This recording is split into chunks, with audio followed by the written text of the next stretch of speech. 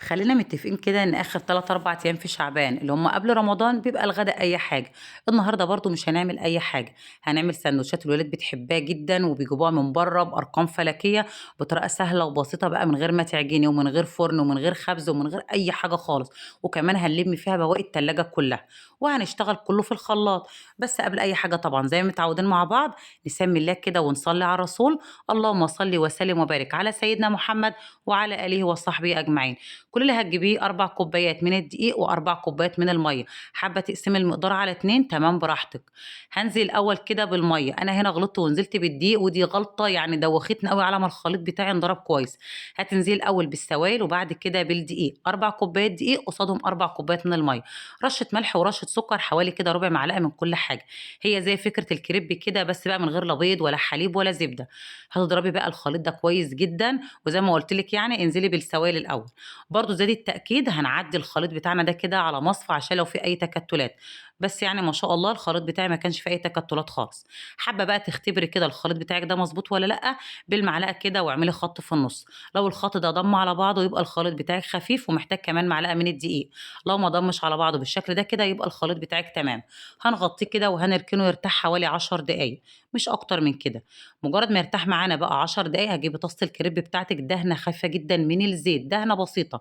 وهننزل بكمية كده من الخليط وهنملى بيه الطاسة بالشكل ده كده. النار بتاعتِك طبعًا تكون متوسطة، مش هتيجي ناحيته خالص ولا هتقرّبي له إلا أمّا تلاقي كده الأحرف العجين بتاعتِك سابت الصينية ولونه اتغيّر وبقى بالشكل ده كده. هتقلبيه على الوش التاني مجرد ما يتشمّع معاكِ كده، يعني يعتبر الرغيف كله مش هياخد معاكِ 30 40 ثانية، بالشكل ده كده. مجرد ما يتشمّع معاكِ كده تقلبيه لحد ما ياخد اللون الأحمر الخفيف ده كده. تطلّعيه بقى كده وترصيه على بعضه وبين فوطين 2 أهم حاجة عشان يفضل معانا طري.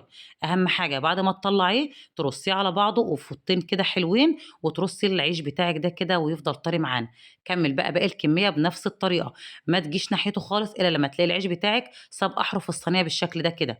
هتقلبيه على الوش التاني ومجرد برضه كده ما يستوي ويتشمّع من الوش التاني وياخد لون حلو، هترفعيه من الطاسة وزي ما اتفقنا بين فوطين 2 وتغلّفيهم حلو عشان يفضل الرغيف معاكِ طري. على فكرة ممكن كمان تستخدمي عيش الكريب الجاهز أو عيش التورتيه الموجود عندِك والمتاح عندِك اشتغلي بيه. أنا هاخلّص باقي الكمية اللي عندي كلّها بنفس الطريقة دي كده. الحشوات بقى أي حشوة موجودة عندِك، ما شاء الله شايفة عامل إزاي وطري وجميل جدًا عشان أنا حطيته بين فوطين. أنا بصراحة استلفت كده كام واحدة كام شريحة جبنة رومي وشريحة لانشون من ساندوتشات المدرسة بتاع الولاد.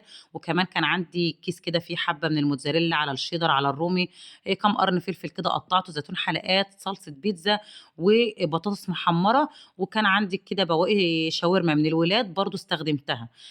الحشوات زي ما قُلت لِك ترجع لِك. أنا عملت حشوة البيتزا الأول كده معلقة من صلصة البيتزا وأي بقى لانشون، جبنة رومي، جبنة موتزاريلا، بطاطس، عندِك فراخ، عندِك عصاج لحمة، خضار، فلفل، زيتون، الموجود عندِك الحشوة دي ترجع لِك. أنا بصراحة لمّيت البواقي كلّها لإن طبعًا داخلين على رمضان وكل البواقي دي مش هتتاكل. وخدت كده كام شريحة لانشون وجبنة رومي من الولاد. دهنة كده من صلصة البيتزا، خضار بقى اللي هو الفلفل المتقطّع، زيتون، ميكس جبن، لانشون، جبنة رومي، بطاطس مكعبات متحمّرة. وقُلت لِك كان عندي بواقي شاورما في التلاجة برضه استخدمتها. هتطبّقي بقى من ال4 أحرف هيطلع معاكِ ظرف، هتطبّقي من الجنبين كده وتلفّيه رول هيبقى معاكِ رول. هتجيبي نفس الطاسة هتنزلي فيها كده بمعلقة من الزبدة وعليها معلقة من الزيت عشان الزبدة بتاعتنا ما تتحرقش، وحُطّي الساندوتشات القمر بتاعتِك دي كده فيها وسيبيها بقى لحد ما تاخد لون حلو كده وقلّبيها على الجوانب كلّها.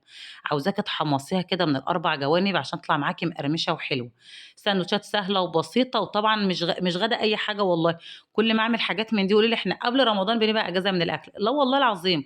الفكرة بس إن إحنا بنلِم بواقي التلاجة اللي مش هتتاكل عندنا في رمضان. هنخلّص بقى باقي الكمية كلّها بنفس الطريقة، تطلع معاكِ بالشكل ده كده. بذمتِك في جمال بالشكل ده كده؟ حاجة سهلة وبسيطة ولا عجننا بقى ولا خمّرنا ولا أي حاجة خالص. أحلى ساندوتشات ممكن تعمليها